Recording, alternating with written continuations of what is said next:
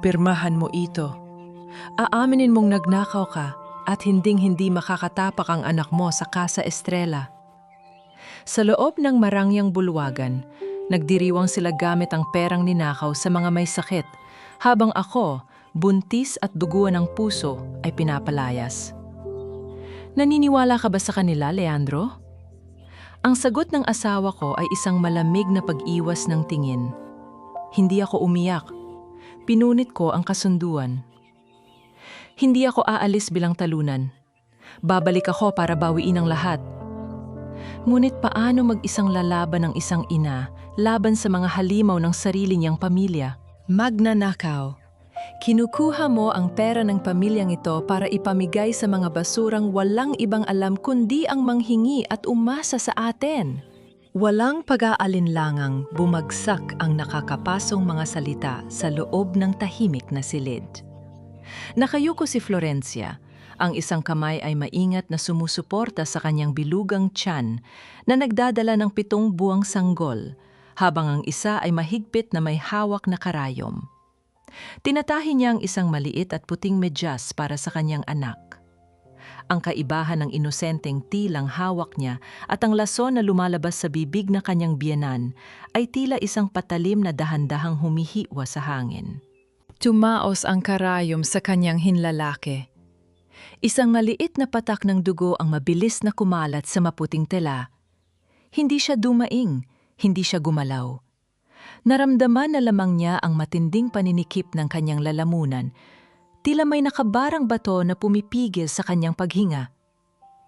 Namumuti ang kanyang mga buko sa higpit ng pagkakahawak sa medyas. Pilit kinukulong ang sakit na mas malalim pa sa sugat sa kanyang balat. Hanggang kailan magiging kasalanan ang magkaroon ng pusong marunong maawa sa loob ng bahay na ito? Umagaw ng eksena ang marahas na pagbagsak ng isang makapal na patong na mga resibo sa ibabaw ng lamesa sa harapan niya. Nakatayo doon si Doña Isadora. Ang suot nitong mamahaling perlas ay kumikislap sa ilalim ng chandelier. Ngunit ang mukha ay nakangiwi sa labis na pandidiri. Look at this, Florencia. Mga resibo sa ospital? Maintenance meds para sa mga uugod-ugod na empleyado? Ginagawa mong charity ward ang Casa Estrella. Pinapakain mo ang mga patay gutom gamit ang apelyido ng mga Villarreal. Dahan-dahang nag-angat ng paningin si Florencia. Nilunok niya ang pait bago sumagot sa pinakamahinahon niyang tinig. Pera ko po yon, Doña Isadora. Sarili kong ipon at sweldo mula sa pag-audit. Ginawa ko ang pondo na yan para tulungan ang mga matatandang empleyado na walang natatanggap na pensyon. Wala akong kinuha ni isang kusing sa hotel. Isang mapaklang halakak ang pinakawalan ng matanda. Tila ito isang asong lobo na nakahanap ng kahinaan ng kanyang biktima. Liar. Isang hamak na anak ng tagalinis magkakaroon ng milyones? You are funneling our money to your pathetic relatives. O baka naman ginagamit mo ang pera ng anak ko para buhayin ang mga lalaki mo sa labas? Muntik nang makalimutan ni Florencia kung paano huminga. Ang akusasyon ay napakarumi, napakabigat para sa isang babaeng. Ginawa ang lahat upang maging karapat-dapat sa pamilyang ito. Sasagot sana siya nang bumukas ang malaking pintuan ng silid. Pumasok si Leandro, ang asawa niya. Ang lalaking pinangakuan siya ng walang hanggang pag-ibig sa harap ng altar. Agad na naghanap ng kakampi ang mga mata ni Florencia. Umaasa siyang sa pagkakataong ito. Ipagtatanggol siya ng lalaking ama ng kanyang anak. Ngunit huminto si Leandro. Tiningnan niya ang nagkalat na mga resibo, tiningnan ang namumulang mukha ng kanyang ina, at pagkatapos ay ibinaling ang tingin sa asawang buntis. Walang galit sa mga mata ni Leandro para sa kanyang ina, tanging pagod at pagkainis. Florencia, bakit pa palagi mo na lang ginagalit si Mama? Gumuho ang mundo ni Florencia. Wala man lang tanong kung ano ang nangyari. Wala man lang pagtatangka na alamin ang totoo. Ang hatol ay naibaba na at siya ang palaging may sala. Leandro, hindi totoo ang sinasabi niya. Tinutulungan ko lang ang mga taong may sakit. Can you just for once keep the peace in this house? Pagputo ni Leandro sa paliwanag niya. Naglakad ito palapit sa aparador at tumalikod, sinimulang luwagan ang kanyang kurbata. Galing ako sa trabaho, Florencia. Pagod ako. Huwag mo na sanang dagdagan pa ang stress ko sa pagiging matigas ang ulo mo. Nanlamig ang buong katawan ni Florencia. Tinitigan niya ang likod ng asawa. Nanginginig ang kanyang kamay, ngunit dahan-dahan siyang lumapit. Iniabot niya ang kanyang mga daliri at tahimik na inalis ang isang nakalawit na hibla ng sinulid sa balikat ng polo ni Leandro. Isang simpleng galaw ng pag-aalaga mula sa isang asawa, ngunit na yon ay may lasang abo. Ang pader na namamagitan sa kanila ay hindi gawa sa bato, kundi gawa sa pananahimik. Humarap si Florencia kay Isadora. Ang kanyang boses ay nanginginig, ngunit may tinatagong tapang. Karapatan nilang mabuhay, lalo na ang mga taong kasabayan ng nanay kong si Mercedes na nagligtas sa hotel ninyo noon. Pagkabanggit sa pangalang Mercedes, biglang nanigas si Doña Isadora. Ang mapagmataas nitong muka ay saglit na nawala ng kulay. Mabilis at nanginginig na inabot ng matanda ang isang nakatupad na tseke sa gilid ng lamesa at itinago ito sa kaibuturan ng bulsa ng kanyang palda. "Huwag mong ibida, ang patay na!" Matalim na tugon ni Isadora. Pilit binabawi ang kanyang tindig. "Bukas na bukas, ipapa-audit ko ang lahat ng hawak mo. Titingnan natin kung hanggang saan ang pagmamalinis mo." Umalis ang matanda na nag-iwan ng nakakabinging katahimikan. Lumipas ang mga oras at binalot ng dilim ang buong mansyon. Sa hapagkainan, tanging ang tunog ng mga kubyertos ang bumabasag sa namumuong tensyon. Nakaupo si Florencia sa dulo ng lamesa, nakatitig lamang sa kanyang pagkain. "Ate, kumain ka na ng marami. Kailangan niya ng baby." Napatingin si Florencia kay Catalina. Ang pinsan ni Leandro ay nakangiti ng ubod ng tamis, maengat na naglagay ng isang pirasong karne sa kanyang plato. Si Catalina, ang babaeng palaging nagpapanggap na kakampi niya kapag may ibang tao. Nit sa likod ng matamis nitong ngiti, may kumikinang na mali siya sa mga mata nito na hindi mapigilang mapansin ni Florencia. "Salamat, Catalina." Tipid na sagot niya, bagaman walang panlasa ang kanyang dila. Pagsapit ng madaling araw, ginising si Florencia ng matinding pagkauhaw. Tahimik at maingat siyang bumangon upang hindi maisturbo ang mahimbing na natutulog na si Leandro. Naglakad siya sa madilim na pasilyo patungo sa kusina nang matigilan siya. Mula sa siwaw ng pinto ng aklatan, may naaninag siyang malamlam na ilaw. May marahan, ngunit matalim na boses na nag-uusap sa telpo, na boses ni Catalina. "Huwag kang mag-alala, tita. Bukas, tapos na ang maliligayang araw ng babaeng yan. Naayos ko na ang mga papeles. Walang mag-iisip na tayo ang kumuha ng 18 milyon. Sa paningin nilang lahat, isa siyang ganid na asawang naghahanda na para layasan ang pamilya natin." Tila tumigil ang pag-ikot ng mundo ni Florencia. Napahawak siya sa malamig na pader upang hindi matumba. Sa loob ng madilim na pasilyo, naramdaman niya ang unti-unting pagkagising na isang halimaw mula sa kanyang sinapupunan. Ang halimaw ng paghihiganti ng isang inang walang ibang gustong gawin kundi protektahan ang kanyang anak. Ang mapanirang bulong na iyon mula sa madilim na pasilyo ay tila asidong unti-unting umuubos sa katinuan ni Florencia hanggang sa pagsikat ng araw. Walang tulog at pilit kinakalma ang nagwawalang kaba sa kanyang dibdib. Mabilis siyang binuksan ang kanyang laptop pagkapasok sa maliit na silid aklatan. Nanginginig ang kanyang mga daliri habang tinatype ang password ng nakatagong bank account kung saan niya inilagak ang 18 milyong piso.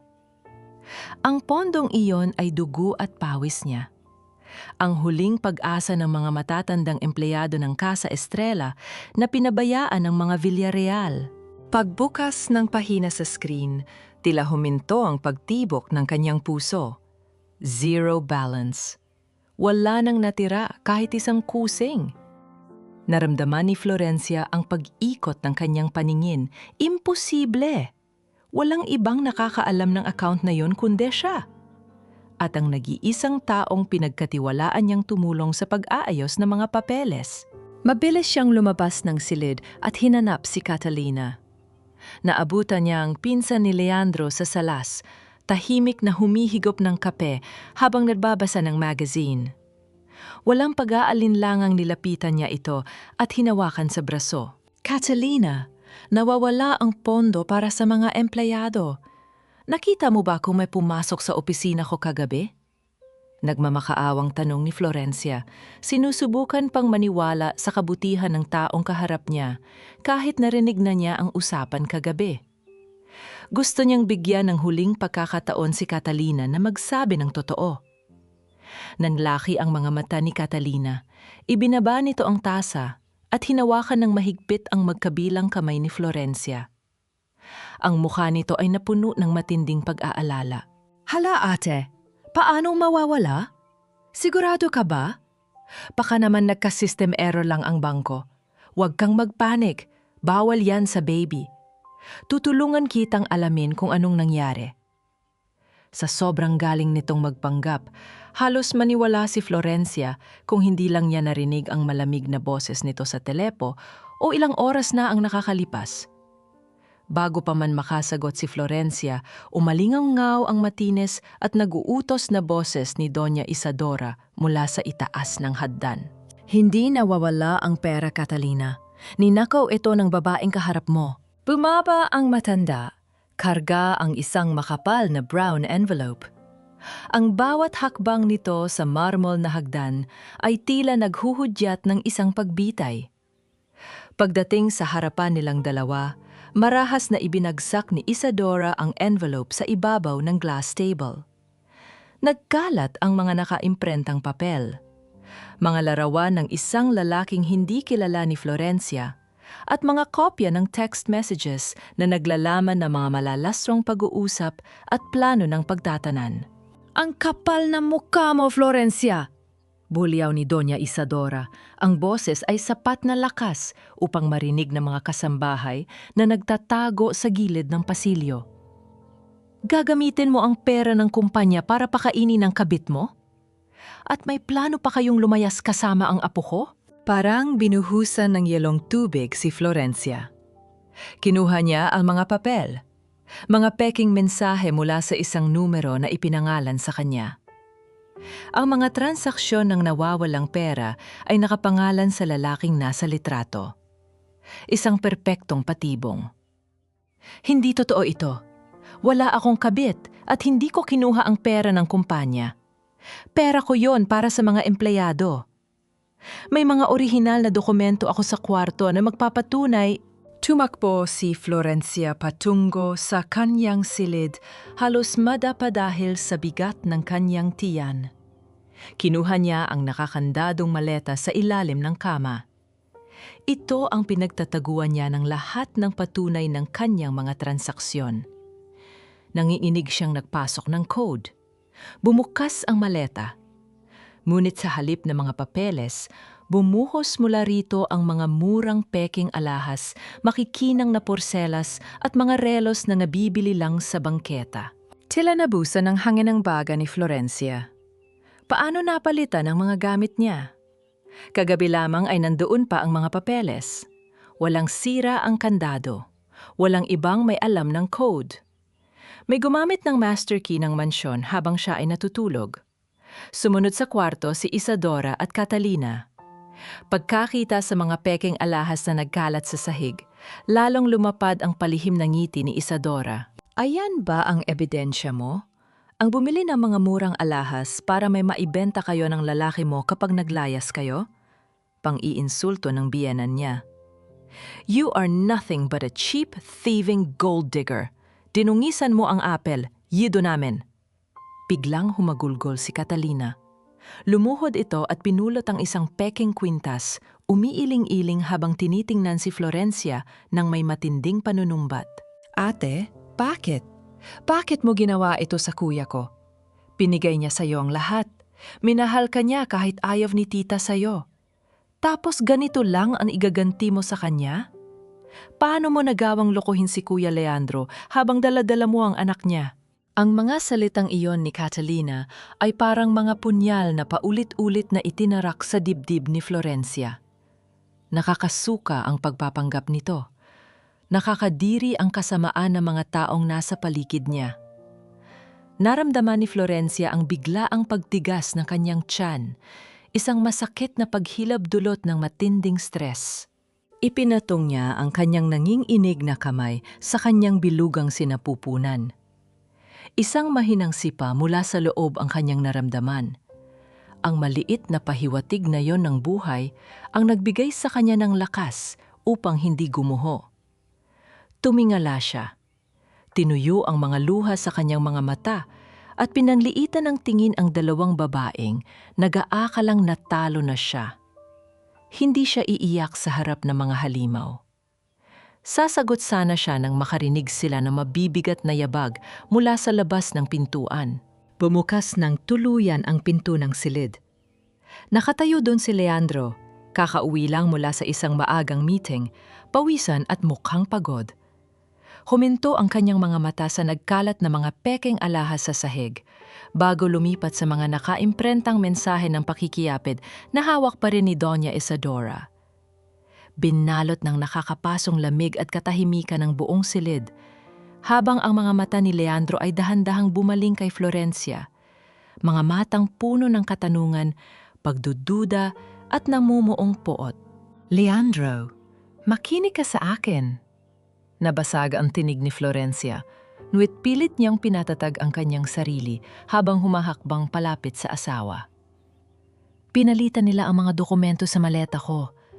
Wala akong ibang lalaki. At alam mong hindi ko kayang kumuha ng perang hindi akin." Tumingin si Leandro sa mga nakakalat na mensahe ng pakikiyapid at mga pekeng alahas. Ang kanyang panga ay nagigiting, ang mga kamao ay nakakuyom. Sa halip na yakapin ang kanyang asawang nanginginig, umatras siya ng isang hakbang. Ang maliit na pag-atras na yon ay isang malaking bangin na biglang bumiyak sa kanilang dalawa. "Leandro, are you blind?"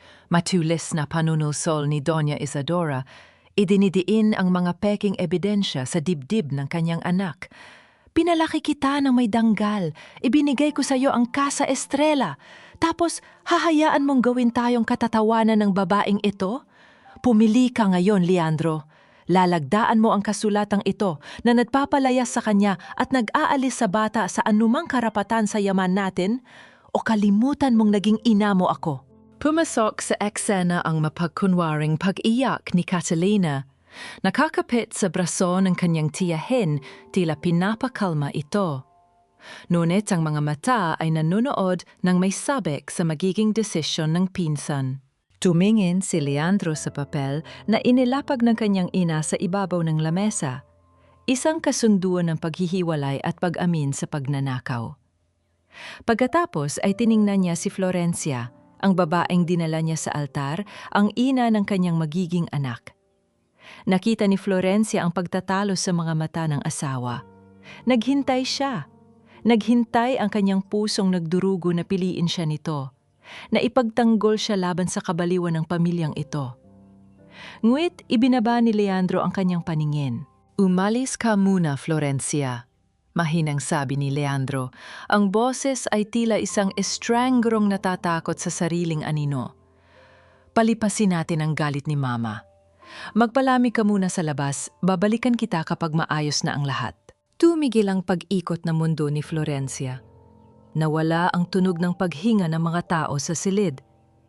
Sa sandaling iyon, hindi ang paninira ni Isadora o ang kataksilan ni Catalina ang pumatay sa kanyang pag-asa. Ang pumatay sa kanya ay ang pag-aalinlangan ng lalaking pinakamamahal niya. Naisip ni Florencia na mas mabuti pang sinampal na lamang siya ni Leandro kaysa sa marinig itong nagmamakaawa ng kapayapaan sa halip na ipaglaban ang katotohanan. Nauunawaan na niya. Hindi siya kailanman ipaglalaban ni Leandro dahil mas takot itong mawala ng pamilya at mana kaysa mawala ng asawa. Ang pag-aalinlangan nito ang naging huling hatol sa kanilang kasal. Hindi ko pipirmahan ang inyong kasinungalingan. Malamig ngunit matibay na pahayag ni Florencia. Ang kanyang tinig ay wala ng bahid ng luha o pagmamakaawa. Tinitigan niya si Leandro ng tuwid sa mga mata. Dahil sa araw na ito, hindi ako ang nawala ng asawa. Ikaw ang nawala ng pamilya. Hindi na niya hinintay ang sagot nito. Tinalikuran niya ang mga taong minsang tinawag niyang kapamilya. Naglakad si Florencia pabalik sa kanilang kwarto upang kunin ang nag-iisang bagay na may halaga sa kanya. Ang kwintas na gawa sa kapiz na pamana ng kanyang inang, si Mercedes. Walang damit, walang pera, walang yaman ng mga Villarreal siyang dadalhin. Bago siya lumabas ng pinto, huminto ang kanyang paningin sa isang magandang kuna na gawa sa mamahaling kahoy. Binili ito ni Leandro para sa kanilang anak. Marahang hinawakan ni Florencia ang malamig na kahoy. Pagkatapos, hinubad niya ang kanyang singsing sa kasal. Hindi niya ito ibinato o isinumpa. Maingat niya itong inilapag sa gilid ng kuna. Isang tahimik na paalam sa isang panaginip na hindi na kailanman magiging totoo. Paglabas niya ng malaking pinto ng mansyon, sinalubong siya ng naggangalit na ulan at malakas na hangin. Ang bawat patak ng tubig ay tila maliliit na karayom na tumutusok sa kanyang balat. Ngunit mas manhid na ang kanyang puso. Wala siyang dalang payong.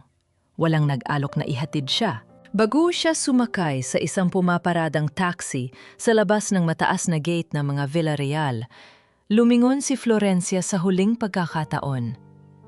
Sa ikalawang palapag ng mansyon, sa madilim na balkonahe kung saan hindi inaabot ng ilaw, may naaninag siyang isang itim na anino. Nakatayo ito roon, pinagmamasdan ang kanyang pag-alis. Hindi niya maaninag ang mukha, ngunit pakiramdam niya ay nakangiti ito sa gitna ng kadiliman. Pumasok siya sa loob ng sasakyan at sinabi sa driver na magmaneho palayo. Nakatingin si Florencia sa labas ng bintana habang binabaybay nila ang madilim na kalsada. Ngunit hindi niya napansin na sa tuwing lumiliko ang kanilang sinasakyan, isang itim na kotse na walang plaka, ang tahimik na nakabuntot sa kanila sumasabay sa mabigat na indayog ng ulan na walang awang humahampas sa bubungan ng kanyang sinasakyan. Naramdaman ni Florencia ang panginginig ng kanyang mga kamay habang nakatingin sa side mirror ng umaandar na taxi.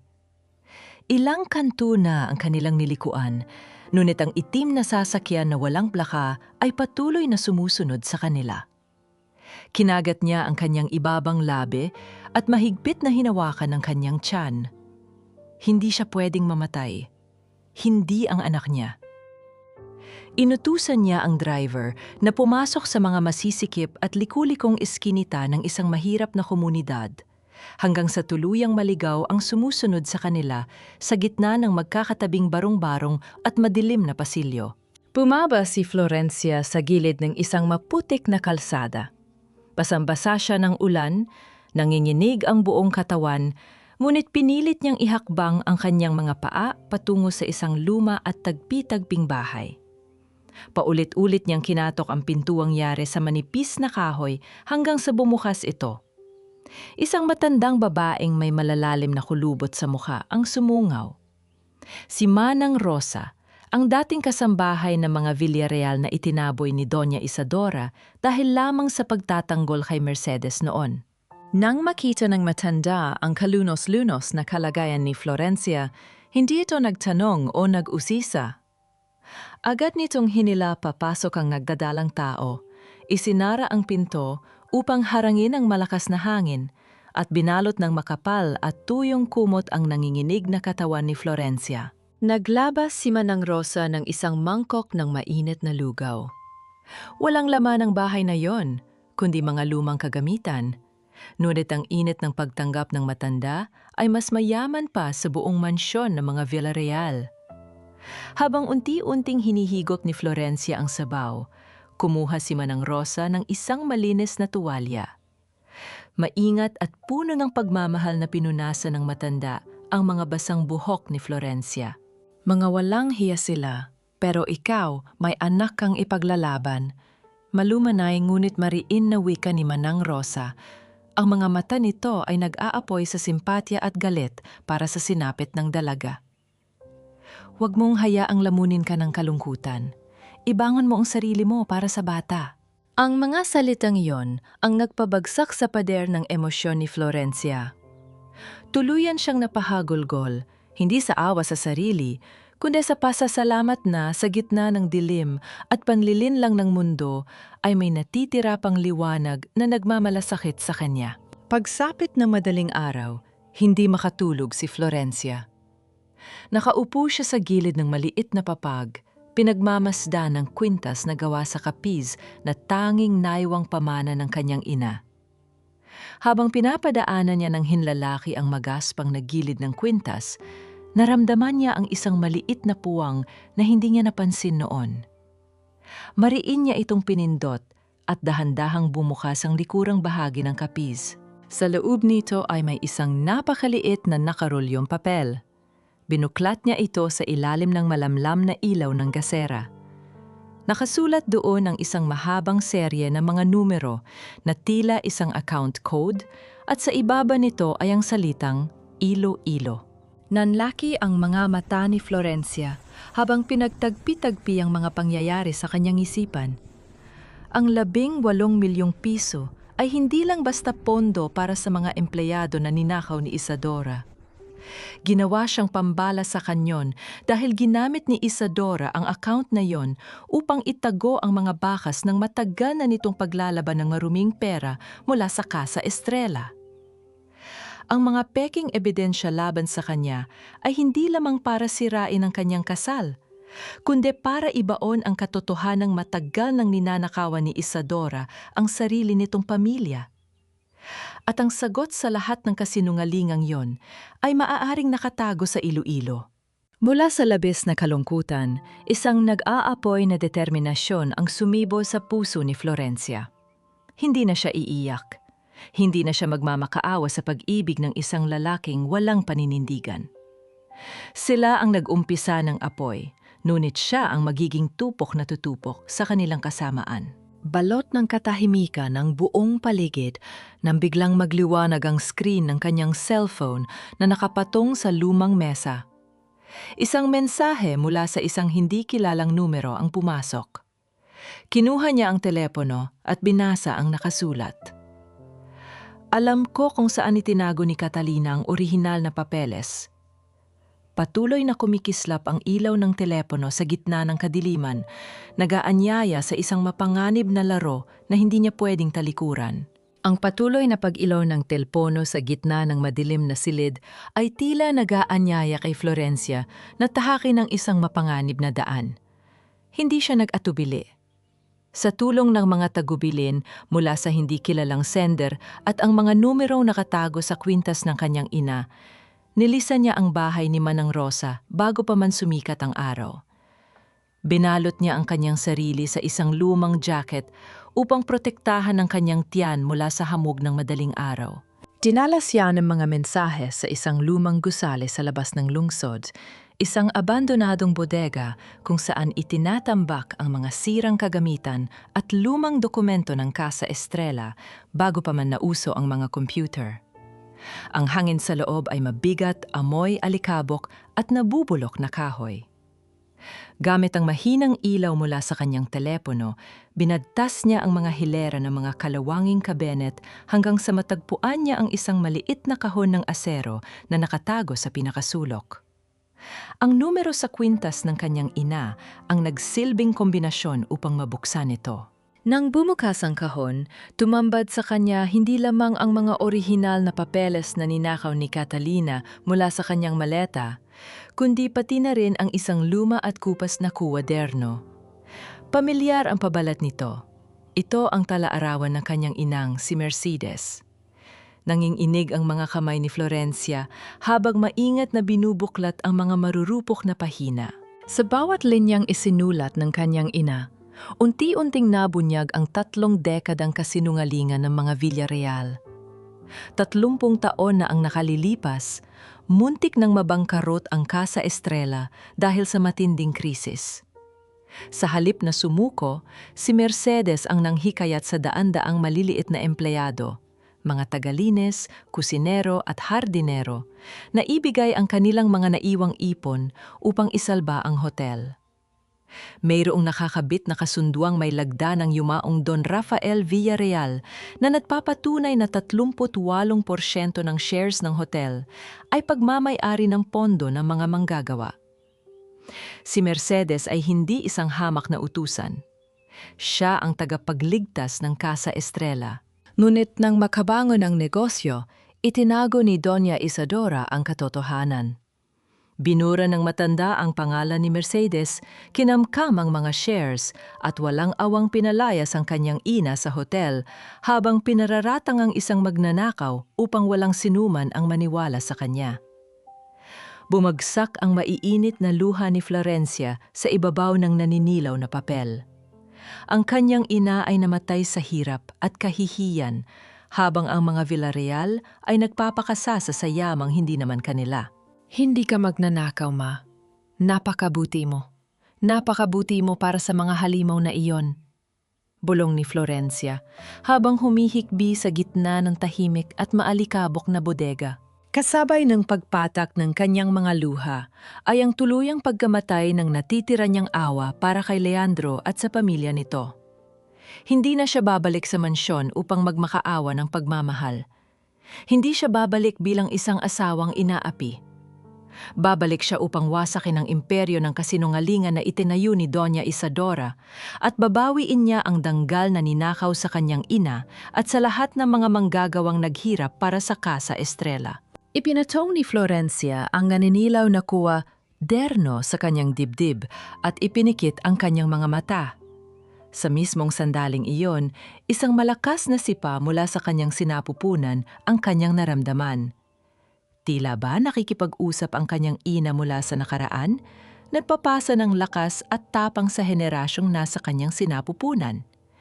Isang pangako na hindi na mauulit ang pangaa sa kanilang kadugo.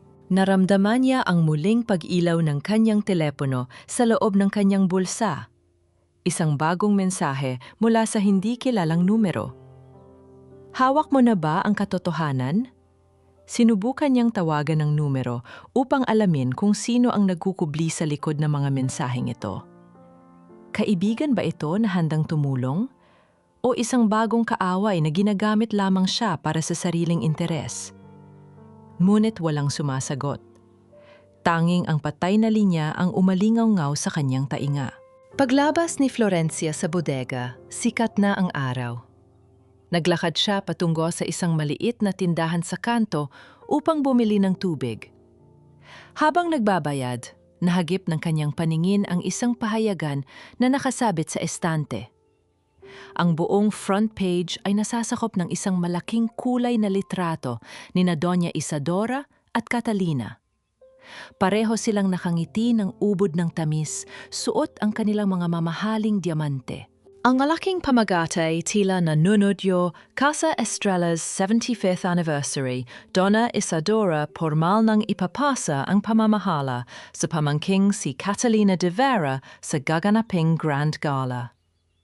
Tinitigan ni Florencia ang nag-uumapaw na kaligayahan sa mga mukha ng dalawang babaeng sumira sa kanyang buhay. Walang pakas ng pagkakasala sa kanilang mga mata habang ipinagmamalaki ang nakaw na yaman. Isang malamig at mapait na ngiti ang dahan-dahang gumuhit sa mga labi ni Florencia habang nakatitig sa pahayagan. Hindi sapat ang katotohanan para pabagsakin ang mga taong sanay ng mamuhay sa kasinungalingan. Alam ni Florencia na kung ipipilit niya ang kwaderno ng kanyang ina ngayon, babaliktarin lamang ito ni Isadora gamit ang pera at impluwensya. Kailangan niya silang pag-awain mula sa loob. Kailangan niyang gamitin ang mismong kasakiman nila upang sirain ang isa't isa. Isang lihim na pakikipagkita ang inayos ni Florencia sa isang sikat na tagapagbalita ng mga iskandalo na mga mayayaman. Dumating si Marta Ocampo sa isang tagong kapehan, nakataas ang kilay at halatang nag-aalinlangan kung may mapapalabas siya sa isang babaeng pinalayas at nawala ng kapangyarihan. Wala akong ibabayad sa iyo, Marta, kaya huwag kang umasang may tseke akong iabot. Malamig na bungad ni Florencia habang marahang hinahalo ang kanyang tsaa. Pero may ibibigay akong impormasyon na mas malaki pa sa anumang bayad. Yung 18 milyong pisong pondo, hindi yun nawala. At lalong hindi ako ang kumuha. Umayos ng upo si Marta. Pilit itinatago ang pananabik sa kanyang mga mata. And what makes you think I will believe you, Florencia? Hawak ni Doña Isadora ang media ngayon. Napakislot ang gilid ng labi ni Florencia sa isang mapait na ngiti. Dahil ginawa lang nila akong pain. Habang abala ang lahat sa pag-uusig sa akin, unti-unting inililipat ni Catalina de Vera ang mga personal na pondo ni Isadora papunta sa mga offshore accounts sa ilalim ng pangalan niya. Ninanakawan ng pamangkin ang kanyang sariling tiyahin. Gaya ng inaasahan ni Florencia, hindi itinago ni Marta ang balitang ito.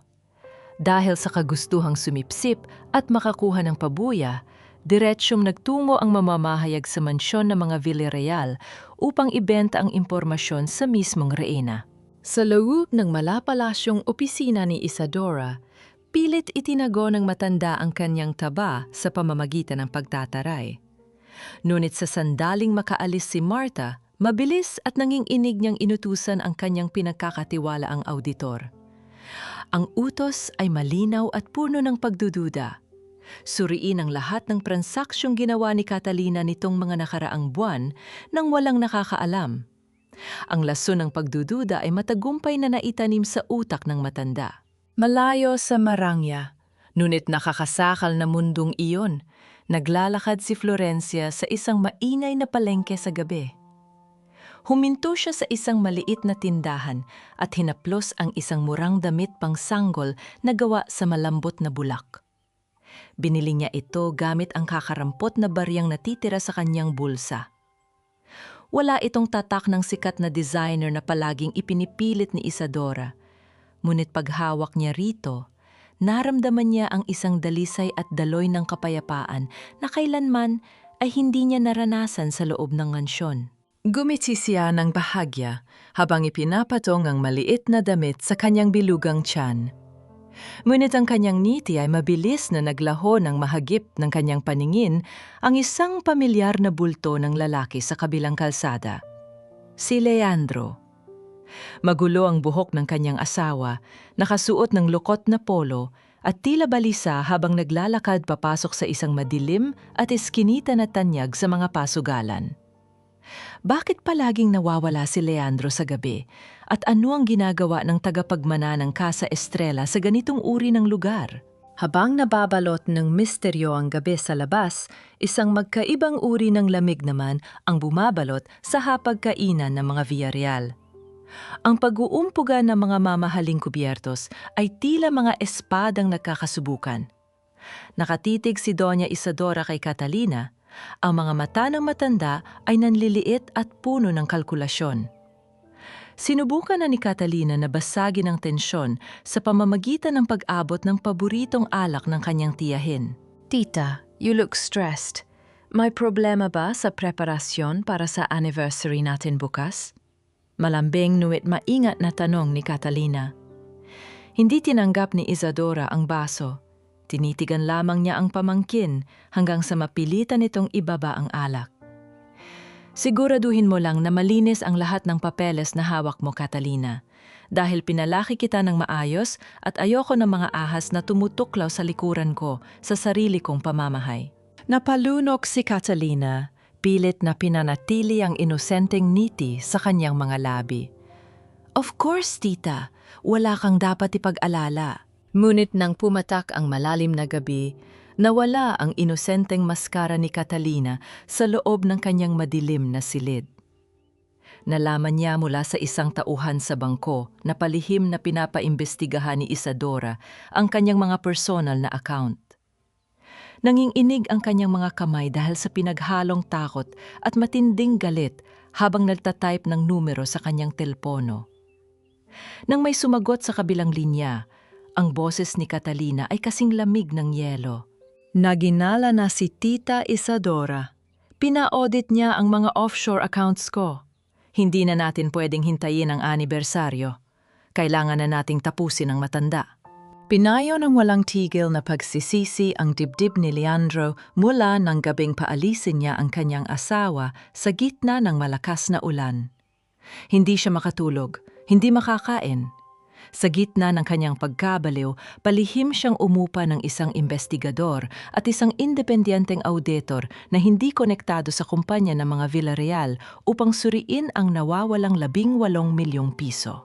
Kinabukasan, inilapag ng auditor ang isang makapal na folder sa ibabaw ng kanyang lamesa. Nanginginig ang mga kamay ni Leandro habang binabasa ang mga dokumento. Wala ni isang sentimo ang pumasok sa account ni Florencia. Ang pera ay hinati at inilipat sa 3 magkakaibang kumpanya. Nang suriin niya ang mga pangalan ng nagmamay-ari sa mga kumpanyang iyon, tila tumigil ang pagtibok ng kanyang puso.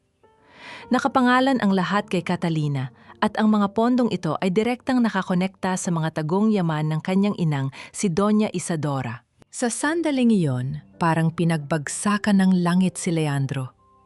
Gumuho ang lahat ng kanyang pinaniniwalaan. Ang kanyang ina at pinsan ang mga tunay na magnanakaw at ginamit nila si Florencia bilang pananggalang. Bumuhos ang mga alaala sa kanyang isipan na parang asidong sumunog sa kanyang kaluluwa. Naalala niya ang mga gabing umiiyak si Florencia ng patago. Naalala niya ang nanginginig na tinig nito. Nagmamakaawang maniwala siya. At ano ang ginawa niya? Tinalikuran niya ito. Sinabihan niya itong tumahimik para lang hindi magalit ang kanyang ina. Naging kasabwat siya sa pagwasak sa sarili niyang asawa dahil sa kanyang kaduwagan. Wala sa sariling napatakbo si Leandro pauwi sa mansyon. Pumasok siya sa kanilang kwarto na ngayon ay malamig at walang kabuhay-buhay. Lumapit siya sa kuna na inihanda nila para sa kanilang anak. Doon, sa gilid ng makinis na kahoy, nakapatong ang singsing sa kasal na iniwan ni Florencia. Kinuha ni Leandro ang singsing at mahigpit itong ikinulong sa kanyang palad. Dahan-dahan siyang napaluhod sa sahig, ipinikit ang kanyang mga mata at inilapat ang malamig na metal sa kanyang mga labi. Tumulo ang mainit na luha mula sa mga mata ng isang lalaking tulo yang nadurog ng sariling pagkakamali. Ang kanyang paghagulgol ay pumuno sa tahimik na silid, isang huling iyak ng pagsisisi na hindi na kailanman maririnig ng taong pinakakailangan nito. Pagkaraan ng ilang sandali, tumayo si Leandro. Ang kanyang kalungkutan ay napalitan ng isang nag-aapoy na galit. Mabilis siyang bumaba patungo sa opisina ng kanyang ina. Pagkapasok niya, hindi na siya nag-atubili. Kinuha niya ang isang mamahaling antigong plorera na nakapatong sa estante at marahas itong ibinagsak sa sahig. Isang nakakabinging pagwasak ang yumanig sa buong silid, nagpakalat ng libu-libong basag na porselana sa paanan ni Doña Isadora. "Anong ginawa niyo kay Florencia?" sigaw ni Leandro, ang kanyang tinig ay garalgal at puno ng puot. Ibinato niya ang folder ng auditor sa harapan ng kanyang ina. "Ginawa ninyo siyang mitsa para pagtakpan ang nakaw na yaman ninyo. Pinalayas ninyo ang asawa ko para sa pera ninyo ni Catalina." Tiningnan lamang ni Isadora ang nagkalat na mga papel, hindi man lang nagbago o reaksyon sa mukha nito. Inayos ng matanda ang suot nitong alampay at umupo ng tuwid, tila pinapanood ang isang nagwawalang bata. "I saved you, Leandro. Nililinis ko lang ang kalat na dinala mo sa pamilyang ito." Malamig at walang bakas ng konsensyang sagot ni Isadora. "Kaya wag mong sayangin ang luha mo. Hinding-hindi na babalik ang babaeng yon dito." Natigilan si Leandro. Ang kasiguraduhan sa boses ng kanyang ina ay nagbigay sa kanya ng kakaibang kaba. Bakit napakasigurado ni Isadora na hindi na kailanman magpapakita si Florencia? May ginawa ba itong masama sa kanyang mag-ina? Mabilis na tumalikod si Leandro at tumakbo palabas ng mansyon upang hanapin ang kanyang asawa. Walang pakialam kahit saan siya mag-umpisa. Samantala, sa isang maliit at liblib na palengke, naglalakad si Florencia bit-bit ang isang supot na mga sariwang prutas para sa kanyang anak. Madilim na ang kalsada at kakaunti na ang mga tao. Habang papalapit siya sa isang makipot na eskinita patungo sa bahay ni Manang Rosa, naramdaman niya ang malamig na ihip ng hangin. Kasabay ng hangin ay ang mga mabibigat na yabag na mabilis na sumusunod sa kanyang likuran. Bibilisan sana niya ang kanyang paglakad, ngunit mula sa madilim na kanto sa unahan, lumabas ang dalawang malalaking lalaking may mga nagbabantang tingin. Hinarangan nila ang daanan. Idinidikdik si Florencia sa isang malamig na pader habang unti-unting lumalapit. Hindi umatras si Florencia, kahit ramdam niya ang panlalamig ng kanyang buong katawan. Mahigpit niyang niyakap ang supot ng mga prutas, ginagawa itong pansamantalang pananggalang para sa kanyang tiyan, habang unti-unting lumalapit ang dalawang lalaking may malalaking pangangatawan.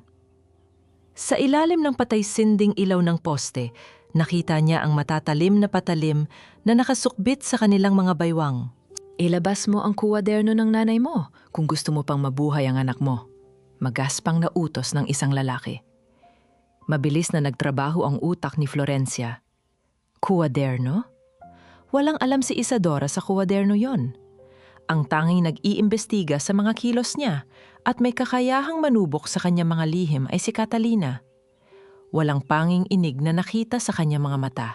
Sa halip, palihim niyang idinulas ang isang kamay sa kanyang bulsa at pinindot ang record button ng kanyang telepo. No. Magkano ang binayad sa inyo ni Catalina de Vera? Matapang na tanong ni Florencia, tinitigan ng direkta ang mga lalaki. Dahil kung si Doña Isadora ang nag-utos sa inyo, pera ang hahanapin ninyo, hindi ang lumang kwaderno na si Catalina lang ang nakakaalam. Nagkatinginan ng dalawang lalaki, halatang nabigla sa katalinuhan ng babaeng kaharap nila. Sa halip na sumagot, mabilis na sumugod ang isa upang hablutin ang kanyang bag. Umiktad si Florencia. Nailagan niya ang kamay ng lalaki. Ngunit sa kanyang pag-iwas, malakas na sumadsad ang kanyang tagiliran sa magaspang na pader ng eskinita. Isang matalim na sakit ang gumuhit sa kanyang puson. Ngunit hindi niya pinayag ang mangibabaw ang takot. Bago pa man makalapit ang ikalawang lalaki, mabilis na hinugot ni Florencia ang isang maliit na pepper spray mula sa kanyang bulsa at walang atubiling inispray ito sa mga mata ng dalawang umatake. Napaatras ang mga lalaki habang nag-uunahang takpan ang kanilang mga mata, sumisigaw sa matinding hapdi. Ginamit ni Florencia ang pagkakataong yon upang tumakbo ng buong lakas palayo sa madilim na eskinita. Hindi inaalinta na ang manhid sa kanyang mga binti at ang pabigat na pakiramdam sa kanyang sinapupunan. Nang marating niya ang pintuan ng bahay ni Manang Rosa, tuluyan nang naubos ang kanyang lakas. Napasandal siya sa hamba ng pinto. Ang pag-agos ng adrenaline ay mabilis na napalitan ng isang nakakapasong sakit mula sa kanyang tiyan na tila pumupunit sa kanyang mga laman. Unti-unting may mainit na likidong dumaloy pababa sa kanyang mga binti. Pumutok na ang kanyang panubigan. Sinalubong siya ng nag-aalalang muka ni Manang Rosa. Mabilis na humingi ng tulong ang matanda sa mga kapitbahay. Binuhat si Florencia patungo sa isang pampasaherong sasakyan habang walang tigil ang pagbuhos ng malamig na ulan. Sa loob ng umaandar na sasakyan patungo sa pinakamalapit na pampublikong ospital, namimilipit si Florencia sa bawat paghilab ng kanyang tiyan. Parang pinipiga ang kanyang buong pagkatao. Ngunit sa gitna ng paglabo ng kanyang paningin, dulot ng matinding sakit, ibinulong niya ang mga salitang nagmula sa pinakamalalim na bahagi ng kanyang kaluluwa. Kumapit ka, anak. Huwag mo iwan si mama. Lalaban tayo, lalaban tayo. Paulit-ulit niyang usal, habang nakabaon ang kanyang mga kuko sa kamay ni Manang Rosa. Pagdating nila sa ospital, isang hindi inaasahang tagpo ang sumalubong sa kanila. Sa halip na sa masikip na charity ward siya dalhin, mabilis siyang inilipat ng mga nurse sa isang pribado at mamahaling kwarto. Ayon sa isang nurse na nag-aasikaso sa kanya, may isang hindi natpakilalang tao ang nagbayad ng kanyang buong bill sa ospital sa ilalim ng isang peking pangalan at nag-utos na ibigay sa kanya ang pinakamataas na antas ng atensyong medikal. Wala nang lakas si Florencia upang alamin kung sino ang misteryosong tumulong sa kanya. Ang lahat ng kanyang atensyon ay nakatuon sa nag-iisang layunin, ang isilang ang kanyang anak ng buhay. Naging mabilis at magulo ang mga sumunod na pangyayari sa loob ng delivery room. Pinaligiran siya ng mga doktor at nurse. Ang bawat isa ay may hawak na instrumento at magbibigay ng mga mabilisang utos. Ikinabit sa kanya ang makina na nagbabantay sa pintig ng puso ng sanggol. Ang bawat pagtibok na nagmumula sa makina ay nagbibigay ng pag-asa kay Florencia. Ngunit sa gitna ng kanyang pag-iri at pag-agos ng kanyang mga luha, ang mabilis na ritmo ng makina ay biglang nagbago. Ang pantay at maayos na tunog ng pagtibok ay biglang naputol at naging isang tuloy-tuloy at nakakabinging pito na dumurog sa katahimikan ng silid. Mabilis na nagkatinginan ng mga doktor, ang bakas na matinding gulat at panik ay mabilis na gumuhit sa kanilang mga mukha. Isang nurse ang mabilis na nag-umpisang mag-pump ng hangin habang ang isang doktor ay sumigaw ng utos para sa agarang operasyon. Tila huminto ang mundo ni Florencia. Ang nakakatakot na mahabang tunog na iyon mula sa makina ay paulit-ulit na umalingaw-ngaw sa kanyang isipan, kasabay ng unti-unting pagdilim ng kanyang paningin. Nabalot ng matinding panik at kaba ang buong silid nang magkagulo ang mga doktor. Ang mga nurse ay mabilis na nag-aabutan ng mga kagamitan upang ibalik ang nawalang pintig. Ngunit bago pa man tuluyang lamunin ng dilim ang kamalayan ni Florencia at sumuko sa pagod, isang malakas at mataginting na iyak ng isang sanggol ang bumasag sa nakakapasong tensyon ng kwarto. Pumayapa ang paligid. Ang mga nagmamadaling hakbang ay napalitan ng malalalim na buntong hininga ng ginhawa mula sa mga doktor. Maingat na binalot ng nurse ang isang maliit na sanggol at marahang inilapit sa dibdib ng naghihingalong ina. Paglapat ng mainit na balat ng kanyang anak sa kanyang dibdib, gumuho ang lahat ng pagpapakatatag ni Florencia. Pumatak ang mga maiinit at masaganang luha sa kanyang mga pisingi. Ang munting bata ay umiiyak, puno ng buhay, patunay na nagtagumpay sila laban sa lahat ng kasamaang nagtangkang pumatay sa kanila. Hinagka niya ang pawisang no ng kanyang anak na babae. Sa sandaling yon, alam niyang hindi na siya mag-iisa. Sa labas ng silid, may isang lalaking tumatakbo sa mahabang pasilyo. Hapong-hapo, gulo-gulo ang buhok at nanginginig. Si Leandro. Natuntun niya ang ospital pagkatapos suyurin ng buong lungsod. Nang makita niya si Manang Rosa na nakaupo sa labas ng kwarto ni Florencia, hindi na siya nakapagpigil.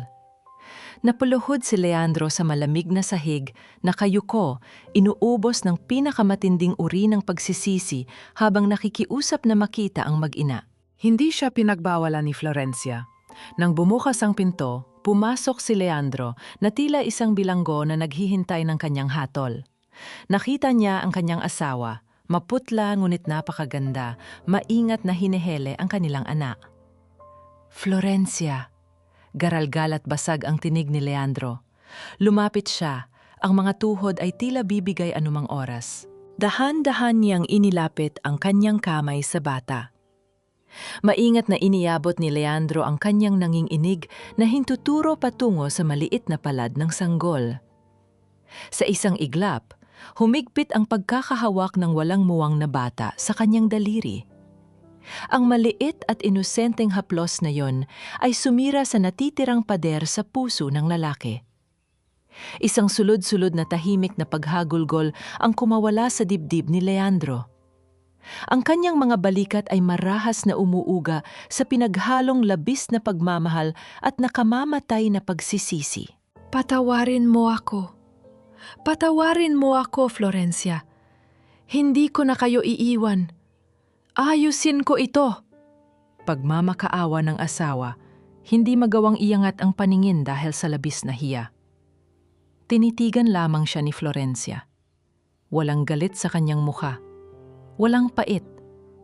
At iyon ang mas nakakatakot dahil wala ring natirang ni isang patak ng pagmamahal. Tingnan mo siyang mabuti, Leandro. Malamig at walang pusong wika ni Florencia. Ang boses ay tila yelong dumadampi sa balat ng asawa. Tingnan mo siya ngayon. Dahil hinding-hindi niya dadalhin ang apelidong Villarreal, wala siyang kinalaman sa pamilya ang muntik nang pumatay sa kanya kagabi. Napaatras si Leandro, parang sinaksak sa mismong puso. Ang pag-asa sa kanyang mga mata ay tuluyang napundi. Alam niyang anumang paliwanag o paghingi ng tawad na yon ay walang halaga. Huli na ang lahat. Umalis ka na, utos ni Florencia nang hindi na tumitingin sa kanya. Kailangan ko magpahinga. Dahil bukas, tatapusin ko ang sinimula ng ina mo.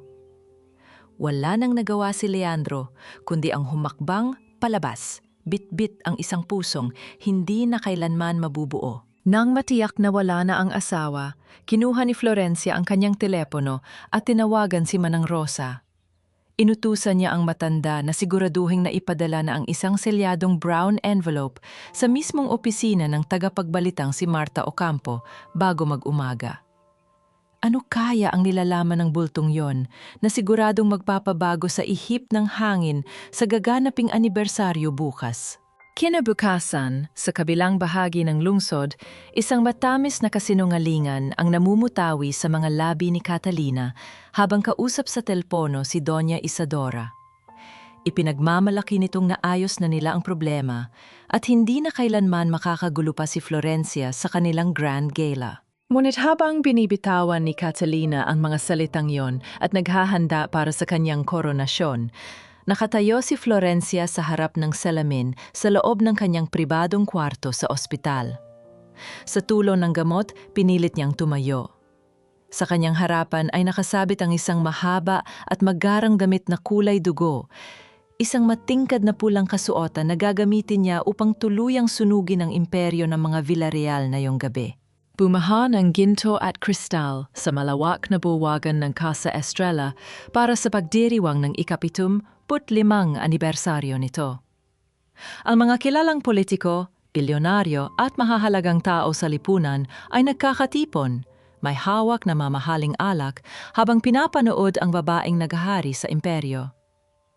Nakatayo si Doña Isadora sa gitna ng entablado, suot ang paboritong perlas, puno ng pagmamalaki habang ibinabandera ang dalisay na karanghalan at walang bahid na tradisyon ng pamilya Villarreal. Sa tabi niya ay nakatayo si Catalina, nakangiti ng ubod ng tamis, naghihintay sa sandaling iproklama siya bilang bagong tagapagmana at pamamahalaan ng lahat.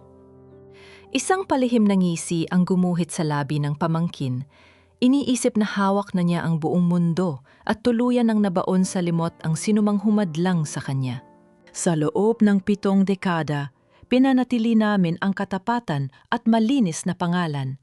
Madamdaming talumpati ni Isadora na inani ng mga palakpak mula sa mga panauhin. At ngayong gabi, ipapasa ko ang setro sa isang taong may tunay na dugong Villarreal. Ang aking pamangkin na si Catalina, bago pa man, matapos ng matanda ang kanyang pangungusap, biglang namatay ang lahat ng ilaw sa bulwagan. Binalat ng pagtataka at bulungan ng buong paligid.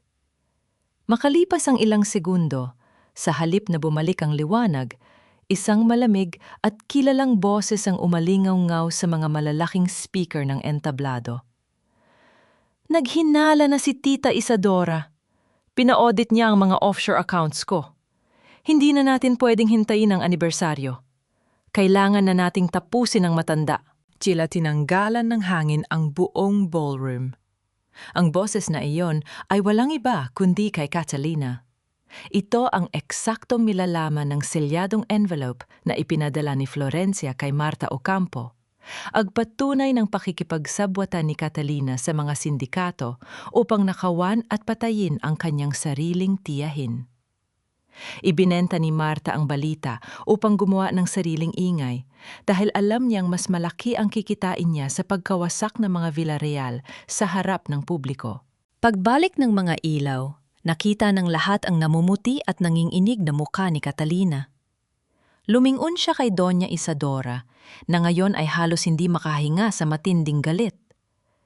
Ang mga mata ng matanda ay nanlilisik na parang isang halimaw na pinagtaksila ng sariling laman. Walang pasabi at buong lakas na idinapo ni Isadora ang kanyang palad sa pismi ni Catalina. Ang lakas ng sampal na yon ay nagpabagsak sa pamangkin sa ibabaw ng makinis na sahig. Nagkagulo ang mga panauhin. Ang mga mamamahayag ay walang awang kumuha ng mga larawan sa nakakahiyang eksena ng pamilyang minsang tininggalan ng lahat. Walang hiya ka! Inalagaan kita tapos nanakawan at ipapapatay mo ako! Garalgal at napupuot na sigaw ni Isadora habang pilit na inaawat ng mga gwardiya. Habang nagkakagulo ang mga nagkukunwaring mayayaman sa loob ng bulwagan, isang malakas na pagtulak sa malaking pintuan sa likuran ang nakakuha ng atensyon ng lahat. Bumukas ito ng maluwang. Tumambad sa kanila si Florencia. Suot ang isang napakagandang damit na kulay dugo. Ang dating babaeng palaging nakayuko, umiiyak at nagmamakaawa ng pagmamahal ay wala na. Ang nakatayo ngayon ay isang reyna na naglalakad ng may buong pagmamalaki at kapangyarihan. Wala siyang dalang ginto, ngunit ang kanyang presensya ay sumakop sa buong silid. Sa kanyang paglakad sa gitna ng red carpet, patungo sa entablado, isang magandang senaryo ang hindi napansin ng mga mayayaman, ngunit tumago sa puso ni Florencia. Ang ilang mga matatandang serbidor at tagalinis ng hotel, ang mga taong tinulungan niya at pinunduhan ng kanyang sariling bulsa, ay bahagyang umiti, palihim na yumuko, at nagbigay pugay sa kanyang pagdaan. Sila ang tunay na lakas ng Casa Estrella at nandito sila para saksihan ng kanyang tagumpay. Ngunit sa labas ng napakalaking pintuan, hindi napansin ng nakararami ang 3 sasakyan ng mga awtoridad, kabilang ang pangkat ng pulisya, na nag-iimbestiga sa mga krimeng pampinansyal. Pahimik silang naghihintay sa gitna ng gabi. Kaninong utos kaya ang kanilang hinihintay bago nila pasukin ang pagdiriwang na ito? Umakyat si Florencia sa entablado, hindi inalintana ang nakasubsob at umiiyak na si Catalina at ang nagpupuyos na si Isadora. Kalmado niyang inagaw ang mikropono mula sa kamay ng nanginginig na matanda. Tinitigan niya ang kanyang biyen, ang gamit ang mga matang kasing lamig ng yelo. Numiti si Florencia, isang niting nagdala ng pangamba sa buong angka ng mga Villarreal. Magandang gabi, Doña Isadora. Nandito ako para bawiin ang utang niyo sa nanay ko. Ang tinig ni Florencia, malinaw at puno ng tapang, ay patuloy na umalingaw-ngaw sa mga pader ng bulwagan at sa isipan ng bawat taong naroon. Nabalot ng nakakabinging katahimikan ng buong bulwagan pagkatapos bitawan ni Florencia ang mga salitang iyon. Gamit ang isang simpleng kumpas ng kanyang kamay, biglang nagliwanag ang malaking LED screen sa likuran ng entablado. Sa halip na ang nakaplanong video ng pagkilala kay Catalina, lumitaw ang malilinaw na kopya ng mga naninilaw na pahina mula sa kwaderno ng kanyang inang si Mercedes. Kasunod nito ay ang mahabang listahan ng mga pirma ng daan-daang maliliit na manggagawa ng Casa Estrella. 30 taon na ang nakalilipas. Muntik nang gumuho ang hotel na ito. Panimula ni Florencia. Ang kanyang tinig ay hindi nanginginig, kundi puno ng awtoridad at dignidad. Hindi ito isinalba ng mga Villarreal. Isinalba ito ng dugo at pawis ng mga empleyado na nag-ambag na kanilang mga huling sentimo upang hindi magsara ang Casa Estrella. 38% ng kumpanyang ito ay pagmamay-ari ng pondo ng mga manggagawa na kinatawa ng aking ina. Isang pondong ninakaw at itinago ninyo, Doña Isadora. Nagsimulang magbulungan ang mga panauhin. Ang mga bilyonaryo at miyembro ng Board of Directors na naroon ay nagpalitan ng mga nagdududang tingin patungo sa pamilyang nag-imbita sa kanila. Namula ang mukha ni Isadora sa labis na galit at kahihiyan. Dinuro niya si Florencia. Kasinungalingan! You are nothing but a maid's daughter, isang patay gutom na sumiksik sa pamilya ko para magnakaw. Wala kang karapatan sa Casa Estrella at ang mga basurang papel na yan ay walang kwenta sa korte. Mayroon silang halaga dahil hawak ko ang legal na kapangyarihan bilang tagapagmana ni Mercedes Almeda. Mahinahong sagot ni Florencia, hindi natitinag sa panlalait ng matanda. At sa tulong ng iba pang mga board members na sawang-sawa na sa katiwalian mo, hawak ko ngayon ang mayoryang boto.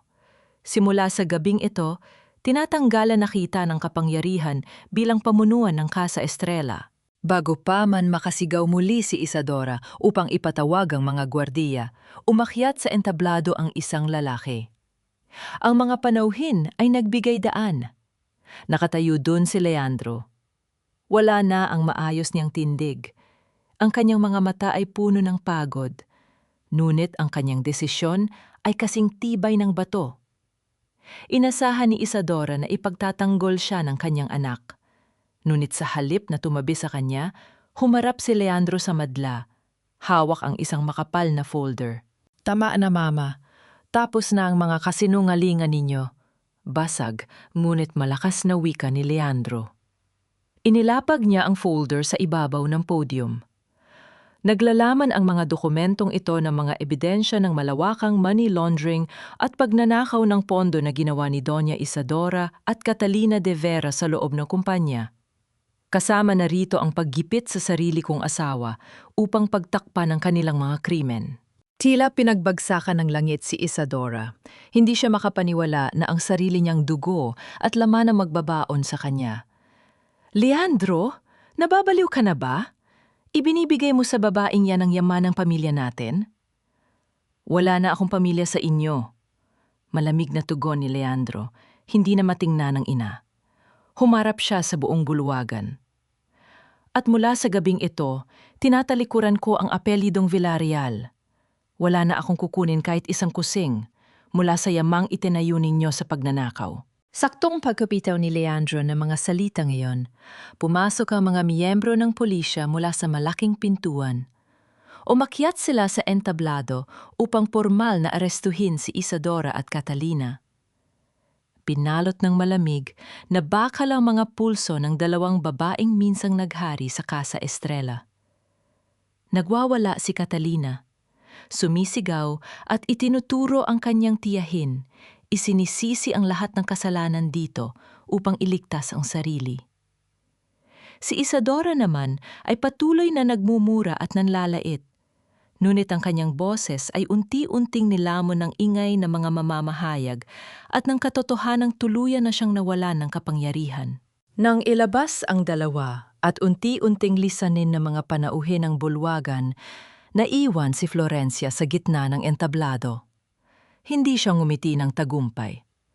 Dahan-dahan siyang naglakad patungo sa isang malaking lumang larawan ng Casa Estrella na nakasabit sa dingding. Tumingala siya. Ang mga mata ay nag-uumapaw sa luha ng kapayapaan at paglaya. Tapos na, Ma? Mahinang bulong ni Florencia. Naibalik ko na ang pangalan mo. Unti-unting nawala ang ingay hanggang sa tanging silang dalawa na lamang ni Leandro ang natira sa malawak at walang laman na ballroom. Saan kaya pupunta ang isang lalaking isinuko ang lahat ng kanyang yaman at kapangyarihan upang itama ang kanyang pagkakamali? Wala nang bitbit si Leandro, kundi ang kanyang pagsisisi. Dahan-dahang humakbang si Leandro patungo kay Florencia. Ang kanyang mga mata ay nagmamakaawa, puno ng karga ng pagmamahal na ngayon lamang niya tunay na napatunayan. Inangat niya ang kanyang mga braso. Nagnanais na yakapin ang kanyang asawa, na ibalot ito sa isang pag-ibig na matagal niyang ipinagkait. Ngunit bago pa man dumampi ang kanyang mga kamay sa balikat ni Florencia, marahang umatras ang babae. Isang hakbang lamang ang kanyang ginawa pabalik, ngunit ang kanyang mga mata ay nagtataglay ng isang pader na hindi basta-basta matitibag ng isang simpleng paghingi ng tawad. Ang distansya ng isang hakbang, hindi nabubura ng isang matapang na desisyon ang buwan-buwang pagtalikod mo sa akin, Leandro. Ang tinik ni Florencia ay tahimik, ngunit tila yalong dumurog sa huling pag-asa ng asawa. Nang mga panahong nagmamakaawa ako sa iyo na maniwala, nasaan ka? Nang ipagtabuyan ako ng pamilya mo sa gitna ng ulan, nasaan ka? Hindi sapat ang isang gabi ng kabayanihan para bayaran ang lahat ng gabing iniwan mo ako mag-isa. Florencia, please. Nagmamakaawang sagot ni Leandro. Ang kanyang mga mata ay naliligo sa luha. Nakatayo isang hakbang ang layo, ngunit parang isang milya ang distansya. I gave up everything. Wala na akong yaman. Wala na akong pamilya. Kayo na lang ang meron ako. Let me make it right. Umiling si Florencia. Ang kanyang mga mata ay puno ng kapayapaang nagmula sa mahabang panahon ng pagtitiis. You gave up your wealth for your own conscience, Leandro. Huwag mo isumbat sa akin yan. Gusto ko ng kapayapaan para sa anak ko at hindi ko yon mahahanap sa lalaking minsan nang pinili ang kaduwagan. Tinalikuran niya ang asawa at naglakad palayo. Hindi na siya lumingon pa. Iniiwan si Leandro na nakayuko at lumuluha sa gitna ng walang laman na bulwagan ng Casa Estrella. Lumipas ang ilang linggo. Hindi bumalik si Florencia sa marangyang pamumuhay. Pinili niyang umupa sa isang maliit ngunit maaliwalas na apartment, malayo sa anino ng mga Villarreal. Abala siya sa pamamahala ng pondo ng mga manggagawa. Unti-unting ibinabalik ang mga benepisyo at danggal ng mga taong minsang inalipin ng kumpanya. Kasama ang kanyang anak, nahanap niya ang isang simpleng buhay kung saan walang kailangang patunayan at walang kasinungalingan na dapat pagtakpan. Sa hindi kalayuan, sa isang masikip at mainit na paupahan, nagsisimula ng panibagong buhay ang dating tagapagmana. Walang aircon, walang mga katulong, at walang malambot na kama. Tinitigan ni Leandro ang kanyang mga kamay na namumula at nagbabalat dahil sa unang pagkakataong paglalaban ng sariling mga damit. Siya na mismo ang namamalengke, maingat na nagbibilang ng barya upang makabili ng gatas at lampin. Wala na ang mapagmataas na si Leandro Villarreal. Ang naiwan ay isang amang inaaral kung paano maging isang tunay na lalaki sa hamon ng kahirapan. Hindi siya lumalapit kay Florencia upang manggulo. Tuwing madaling araw bago pa sumikat ang araw, palihim siyang nag-iiwan ng mga sariwang prutas at gamit ng bata sa labas ng pinto ng apartment nito. Pagkatapos ay tatanawin lamang niya mula sa malayo ang ilaw sa bintana ng mag-ina, isang maliit na sulyap na sapat na upang pagaanin ang pagod ng kanyang buong araw. Isang gabi, walang tigil ang pagbuhos ng malakas na ulan. Pumasok ang malamig na hangin sa maliit na siwang ng bintana ni Florencia. Pagdumaw niya upang isara ito, nahagip ng kanyang paningin ang isang pamilyar na bulto ng lalaki.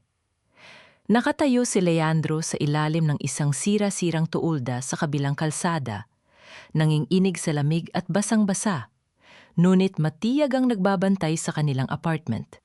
Naramdaman ni Florencia ang isang mahinang kirot sa kanyang dibdib. Hindi niya binuksan ang pinto upang patuloyin ang asawa. Pinatay niya ang ilaw at bumalik sa pagtulog, nananatiling matibay sa kanyang mga hangganan. Ngunit kinabukasan, nang buksan ni Leandro ang kanyang mga mata habang nakasandal sa malamig na pader, nakita niya ang isang itim na payong na maayos na nakapatong sa kanyang tabi. Isang simpleng bagay, walang kasamang sulat o salita, ngunit sapat na upang magbigay ng masaganang init sa kanyang naghihingalong puso. Paano kaya bubuhayin ni Leandro ang kanyang mag-ina ngayon kung wala na siyang pangalan at yaman na maaasahan? Ano ang kayang gawin ng isang dating bilyonaryo para lang may maiuwing malinis na pera? Pagsapit ng matinding kalaliman ng gabi sa pagtatapos ng linggo, biglang nagising si Florencia sa mahinang pag-ungol ng kanyang anak. Nang buhatin niya ang sanggol, tila napaso ang kanyang mga kamay. Nag-aapoy sa lagnat ang bata at mabilis ang paghinga. Nagsimulang magpanik si Florencia.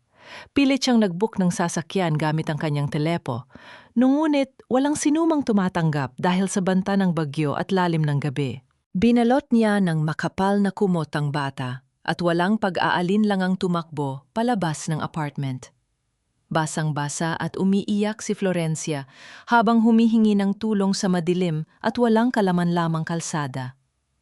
Wala siyang makitang sasakyan, wala siyang malapitan. Sa gitna ng kanyang kawalan ng pag-asa, mula sa madilim na kanto, nakita niya ang isang anino na mabilis na tumatakbo papalapit sa kanya. Ang mga yabag ay mabibigat at puno ng matinding pagmamadali, Binabasag ang ingay ng ulan na humahampas sa kalsada patungo sa kanilang mag-ina. Ang bulto sa gitna ng ulan na mabilis na tumatakbo patungo sa kanila ay walang iba, kundi si Leandro. Basang-basa ang kanyang mga damit, ngunit walang pag-aalinlangang hinubad niya ang kanyang makapal na jacket upang ibalot ito ng mahigpit sa mag-inang ng inginig sa lamig. Walang sinabing salita si Leandro. Pinuhat niya ang sanggol gamit ang isang braso at inalalayan si Florencia gamit ang kabila. Sa halip na maghintay ng himala, humarang si Leandro sa gitna ng madilim na kalsada at pinilit na pahintuin ang isang dumadaang delivery truck. Nagmakaawa siya sa super, ibinababa ang lahat ng natitirang pride ng isang dating bilyonaryo upang maihatid lamang sila sa pinakamalapit na ospital. Nang makarating sila sa emergency room at mabigyan ng lunas ang sanggol, bumagsak ang katawan ni Florencia Cecilia dahil sa labis na pagod at takot. Ramdam niya ang panging inig ng kanyang mga tuhod. "Ako na, matulog ka na muna, Florencia," malumanay na wika ni Leandro. Hindi na nakipagtalo si Florencia. Ipinikit niya ang kanyang mga mata at nagpaubaya. Sa buong magdamag, palihim siyang nagmamasid sa tuwing nagigising siya ng bahagya. Nakita niya kung paano hindi umupo si Leandro. Ang dating lalaking sanay na pinagsisilbihan ay ngayon pawisang nagpapalit ng lampin, maingat na nagpupunas ng maligamgam na tubig sa noo ng bata upang mapababa ang lagnat at walang pagod na hinihele ang sanggol habang naglalakad pabalik-balik sa loob ng maliit na kwarto. Walang reklamo, walang pagyayabang, tanging purong pagmamahal ng isang ama. Pagsikat ng araw, tuluyan nang bumaba ang lagnat ng bata. Nagmulat ng mga mata si Florencia at bumangon mula sa maliit na sofa. Ang unang bumungad sa kanyang paningin ay si Leandro na nakasubsob ang ulo sa gilid ng kuna, mahimbing na natutulog dahil sa labis na puyat. Ngunit ang nakapagpalambot sa tumigas na puso ni Florencia ay ang posisyon ng mga kamay nito. Ang malaking palad ni Leandro ay nakabukas at ang maliit na kamay ng kanilang anak ay mahigpit na nakakapit sa kanyang hintuturo, tila isang anghel na nagbabantay sa kanyang pagtulog. Naramdaman ni Leandro ang paggalaw ni Florencia, kaya mabilis siyang nagising at umayos ng upo, kinukusot ang kanyang mga pagod na mata. "Kumusta ang pakiramdam mo? May masakit ba sa'yo? Gusto mo bang tawagin ko ang doktor?" Sunod-sunod na tanong nito, bakas ang matinding pag-aalala. Umiling si Florencia. "Ayos na kami. Salamat sa ginawa mo kagabi." Napatingin si Leandro sa kanyang sapatos, tila nahihiya sa simpleng pasasalamat na yon. Umugot siya ng malalim na hininga bago nagsalita. "Nagtatrabaho ako ngayon bilang kargador at tagapamahala sa isang maliit na bodega ng mga hardware supplies. Hindi kalakihan ng sweldo, minimum wage lang, pero malinis. Pinagpapawisan ko ang bawat sentimo." Tinitigan ni Florencia ang mga kamay ng asawa. Ang dating makikinis na daliri nito ay ngayon puno ng mga kalyo at maliliit na sugat mula sa pagbubuhat ng mabibigat na kahon. "Hindi ko hinihiling na patawarin mo ako o tanggapin mo ako ulit bilang asawa mo," patuloy ni Leandro. Ang kanyang boses ay nanginginig, ngunit puno ng katapatan. Tumingala siya at sinalubong ang mga mata ni Florencia. "Hayaan mo lang akong maging ama niya, kahit hanggang doon lang. Gusto kong makita niyang lumalaki siya na may isang lalaking handang ibigay ang lahat para sa kanya." Walang isinagot si Florencia. Tumayo siya at naglakad patungo sa maliit na lamesa kung saan nakapatong ang isang thermos ng mainit na tubig. Nagtimpla siya ng kape sa isang simpleng paper cup. Dahan-dahan siyang lumapit kay Leandro at marahang itinulak ang umuusok na kape sa ibabaw ng lamesita, eksakto sa tapat ng kamay ng asawa. Hindi siya bumanggit ng kahit anong matamis na salita. Walang pangakong binitiwan. Ngunit para kay Leandro, ang simpleng kape na iyon, ang init na nagmumula sa hawakan nito, ay mas higit pa sa anumang pabor na hiningi niya sa buong buhay niya.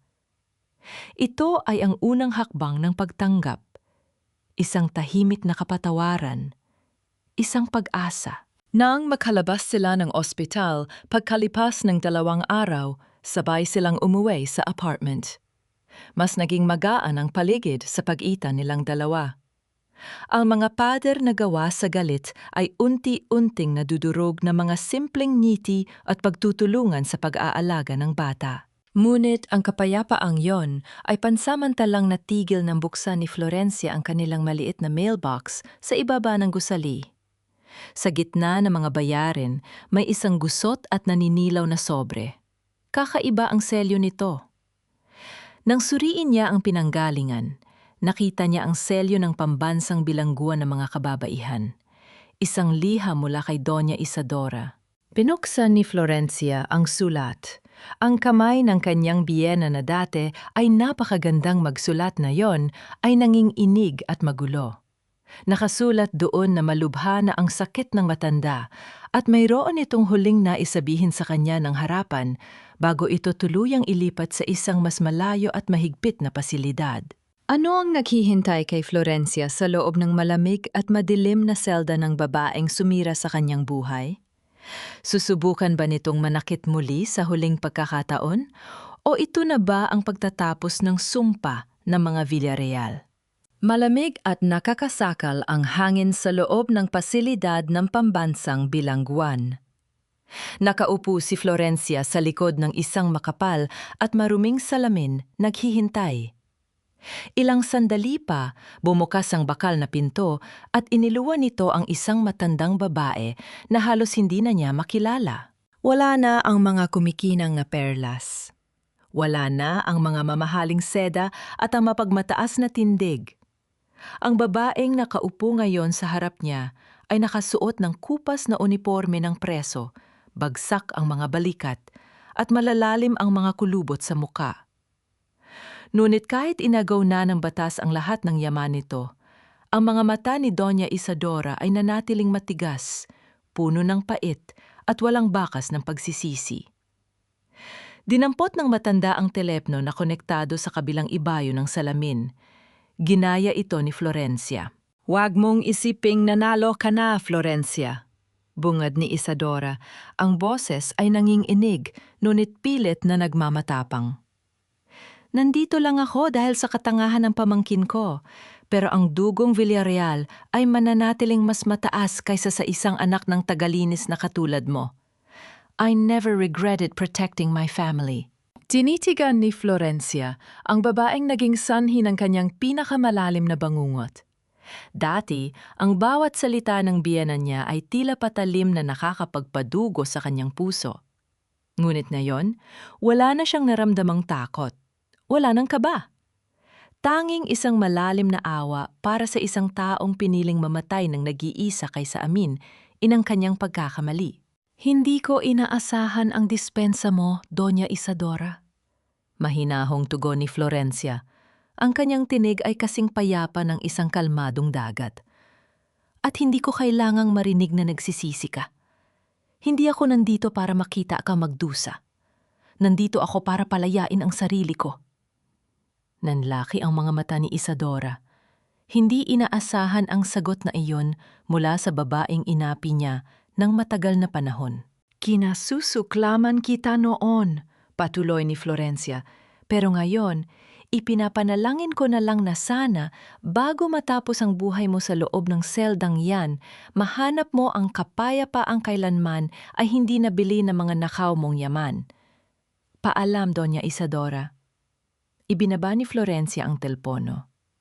Tumayo siya at naglakad palayo, hindi na lumingon pa sa matandang babaeng sumisigaw at nagwawala sa likod ng makapal na salamin, unti-unting nilalamon ng sarili nitong multo. Nang makalabas si Florencia mula sa matataas na pader ng kulungan, dumiretso siya sa isang tahimik na dalampasigan.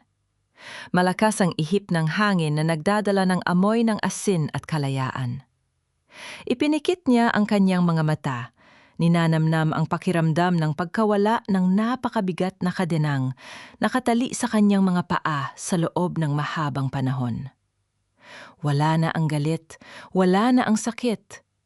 Ang naiwan ay isang malinis at blangkong pahina para sa kanya at sa kanyang anak. Naramdaman niya ang pagdilim ng kanyang paligid mula sa sikat ng hapon. Pagmulat niya, nakita niya ang isang pamilyar na anino. Nakatayo sa kanyang tabi si Leandro. Hawak ang isang malaking payong upang silungan siya mula sa nakakapasong init ng araw. Hindi siya nito sinundan upang manggulo, kundi upang tahimik na siguraduhin ang kanyang kaligtasan. Nakatinginan silang dalawa. Sa mga matang iyon, nakita ni Florencia ang isang lalaking tuluyan ng nagbago. Isang lalaking tinanggal ang kanyang korona upang matutong lumuhod sa lupa. Hindi na kailangan ng mga mahahabang pangako o ng mga madamdaming salita ng pag-ibig na madalas nagiging kasinungalingan. Dahan-dahang iniangat ni Leandro ang kanyang magaspang at kalyadong kamay. Maingat tila ba nakahawak siya sa pinakamahalagang kristal sa mundo. Inipit niya ang isang hibla ng buhok ni Florencia na nililipad ng hangin papunta sa likod ng tainga nito. Nagtagal ang kanyang hinlalaki sa piski ng asawa. Isang simpleng haplos na naglalaman ng labis na paggalang, pagpapahalaga at walang hangang pag-ibig. Hindi lumayo si Florencia. Ipinikit niya ang kanyang mga mata at hinayaan ang init ng palad ng kanyang asawa na maging simula ng kanilang panibagong bukas. Sa bawat paghampas ng malalaking alon sa dalampasigan na nagbubura sa mga bakas ng kanilang mga paa sa buhangin, tuluyan na ring inanod ang pait ng nakaraan. Ngunit habang nagsisimula ang kanilang tahimik na buhay, isang malaking tanong ang nananatili sa isipan ng marami. Ano ang mangyayari sa naiwang imperyo ng Casa Estrella na ngayon ay nasa kamay na ng mga tunay nitong nagmamay-ari? Lumipas ang isang taon. Sa loob ng malawak na bulwagan ng Casa Estrella, wala na ang naglalakihang mga larawan ng pamilya Villarreal na sumisimbolo sa kasakiman at pagmamataas. Sa halip, isang napakagandang pader ng parangal ang nakatayo roon. Nakaukit sa makinang na tanso ang mga pangalan ng daan-daang maliliit na empleyado na nagbigay ng walang sawang pagsisikap at sakripisyo upang buhayin ang hotel. Sa pinakamataas na bahagi nito, nakasulat ang pangalan ng babaeng nagsimula ng lahat, Mercedes Almeida. Nakatayo si Florencia sa harap ng pader, marahang idinadampi ang kanyang mga daliri sa malamig na tanso na nagdadala ng pangalan ng kanyang ina. Wala na ang bigat sa kanyang dibdib. Pinalaya na niya ang kanyang sarili mula sa galit at put noong araw na talikuran niya si Doña Isadora sa loob ng selda. Napatunayan niyang ang tunay na pagpapatawad ay hindi ang pagkalimot sa kasalanan, kundi ang pagpili na huwag nang maging bilanggo ng pait ng kahapon. Isang pamilyar na init ang pumulupot sa kanyang bayang. Naramdaman niya ang matibay na presensya ni Leandro sa kanyang likuran, karga ang kanilang isang taong gulang na anak na babae. Ang balat ng kanyang asawa ay mas umitim mula sa pagbibilad sa araw at ang mga kamay nito ay puno ng kalyo mula sa marangal na trabaho. Wala na itong bitbit na milyon-milyong pera, ngunit sa paningin ni Florencia, ngayon lamang naging tunay na mayaman si Leandro. Nahanap nila ang totoong kapayapaan sa loob ng isang simpleng tahanan kung saan walang kailangang magbalat kayo at walang nagtitiis sa dilim. Tiningnan ni Leandro ang pangalan ni Mercedes sa pader at pagkatapos ay masuyong hinalikan ng gilid ng ulo ni Florencia, isang halik na naglalaman ng pangakong araw-araw niyang pinatutunayan na ang tunay na pag-ibig ay hindi nasusukat sa mga mararang yang regalo, kundi sa tapang na panindigan at ipagtanggol ang pamilya kahit ang kalaban ay ang sarili mong kadugo. Maipagmamalaki niya tayo, malumanay na bulong ni Leandro, ang boses ay puno ng kagaangan. Kinuha ni Florencia ang kanilang anak mula sa mga braso ng asawa. Inilapit niya ang maliit na kamay ng bata sa pader upang ituro ang pangalan ng lola nito. Sa mga nanonood at nakikinig sa kanilang kwento, isang malinaw na aral ang maiiwan. Hindi kailanman magiging solusyon ang pananahimik upang mapanatili ang kapayapaan sa isang pamilya, dahil ang pananahimik sa harap ng pang-aabuso ay pagkonsinti sa kasamaan. Ang pagmamahal sa pamilya ay ang pagtuturo sa kanila ng tama.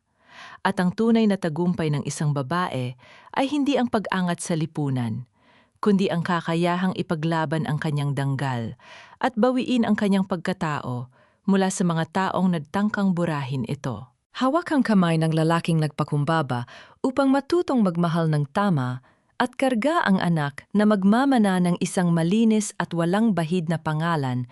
Naglakad si Florencia palabas ng Casa Estrella. Sinalubong sila ng mainit na sikat ng araw at isang bukas na puno ng pag-asa. Tapos na ang gabi ng mga lihim at luha. Sa wakas, malaya na sila.